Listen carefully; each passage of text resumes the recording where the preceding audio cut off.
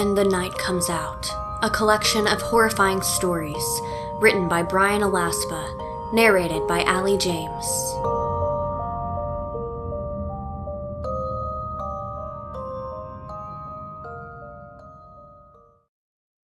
Foreword by Patrick C. Greene.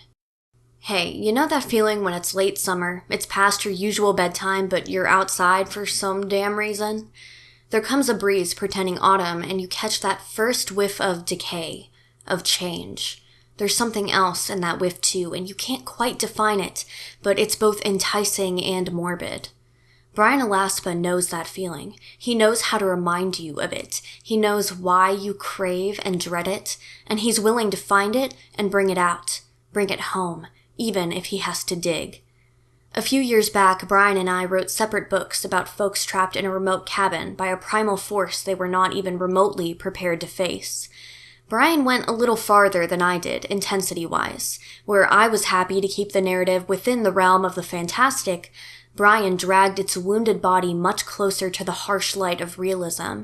There, it conjured images that seemed less like a nightmare than a traumatic memory.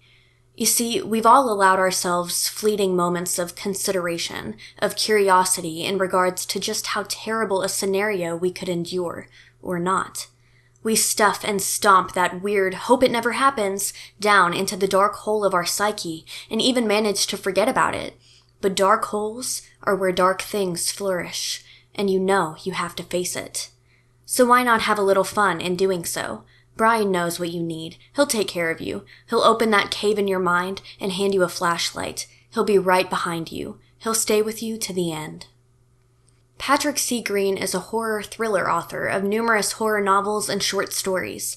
Be sure to visit Amazon to check out his novel Progeny and The Crimson Calling. Let me tell you a story. What scares you? Humans have been telling each other stories to try and push back the fear, push back the darkness, and provide answers to the things lurking in the darkness since language. The drawings on cave walls were stories. When something was odd, strange, or vanished over the horizon, humans invented monsters to lurk there, in the dark. Stories allow us to indulge in our fears. To some people, this is an odd activity. Why scare yourself? At the same time, these people will ride a roller coaster or jump out of a plane or climb a mountain. Fear is an essential part of being human. Confronting fear is an essential part of dealing with the unknown and becoming a better human. Fear itself is a good thing. Fear causes adrenaline to rush into your bloodstream. This allows you to run fast away from the danger, or to have the strength and ability to turn and take on the danger head on. We fear what we don't understand. Human beings have always feared death, and they fear the things which can bring death. They fear the monsters that may only exist in their own minds once the night comes out. But they sure seem real, no matter how many times you tell yourself it's just in your mind. If it's in your mind, doesn't that make it real? We fear the sound in the middle of the night.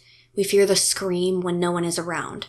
When the fear grows to a tremendous degree, we fear even the little things.